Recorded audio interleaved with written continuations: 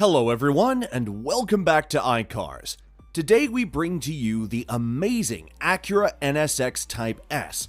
Now, you might ask, what makes it so amazing? Here's the thing, it doesn't actually matter if you think the NSX Type S is any good. Acura already sold all 300 coupes destined for North America. Their $171,495 dance cards filled long ago.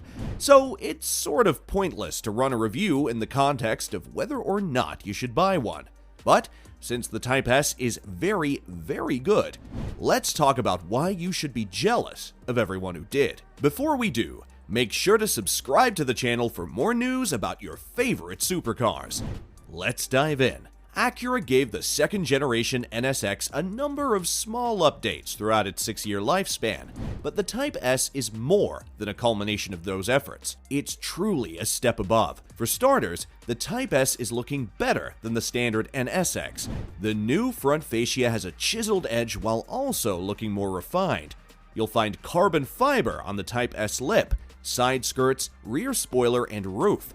And there's a more pronounced rear diffuser inspired by the NSX GT3 race car.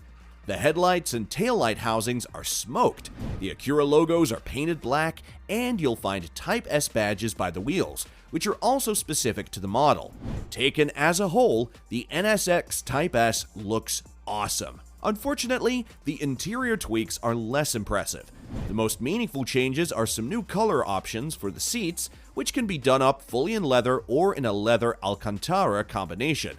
A carbon fiber interior package brings more of this weight-saving material inside the NSX, but you can only get it as part of a $13,000 lightweight package that also adds more powerful carbon fiber ceramic brakes and a carbon fiber engine cover. It's a shame Acura didn't put more effort into upgrading the coupe's interior, since that's the main area where the NSX has always fallen short.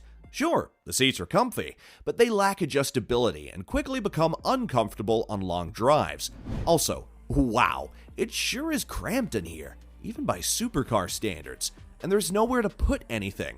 The gauge cluster is only partially digital and cluttered, and the 7-inch central touchscreen runs a super old, low-res, laggy version of parent company Honda's infotainment software.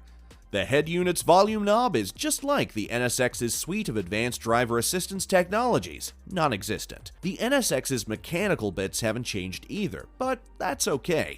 Power still comes from a combination of a twin-turbo 3.5-liter V6 and a trio of electric motors, 2 mounted at the front axle and a third wedged between the engine and 9-speed dual-clutch transmission.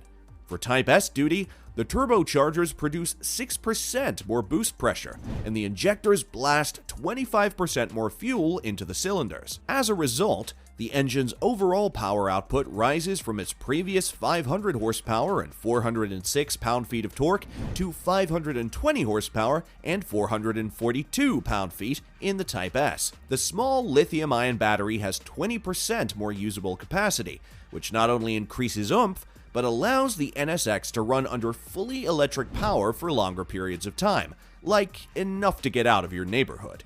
Combined, the gasoline-electric powertrain cranks out a healthy 600 horsepower and 492 pound-feet.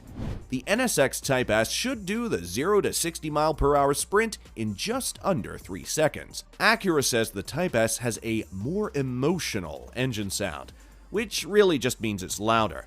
You can keep the whole experience muffled while driving in the NSX's quiet mode for when you don't want to be that guy in your subdivision. The DCT's revised tuning.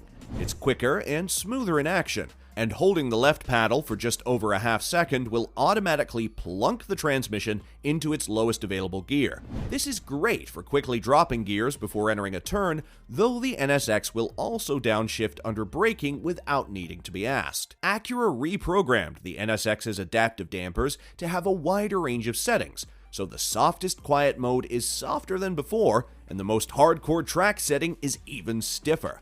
This also puts more space between the intermediate Sport and Sports Plus levels, so you'll actually feel a difference when switching between them. The front and rear tracks are 0.4 and 0.8 inches wider respectively, and the Type S rolls on staggered 19 and 20-inch wheels. Acura also fitted the Type S with stickier Pirelli P0 summer tires. The resulting increase in grip is noticeable while powering through tight corners on canyon roads.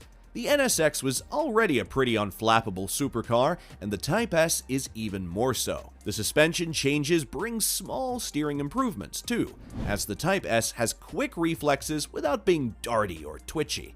I'd like a little more feedback through the not-quite circular wheel, but so it goes. A small complaint in the grand scheme of things. This thing is a blast.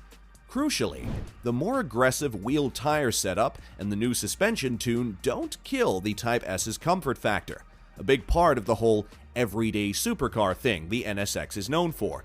It's still perfectly easy to toddle around town and drive the NSX like it's a Honda Accord with easy and progressive power delivery and a genuinely supple ride.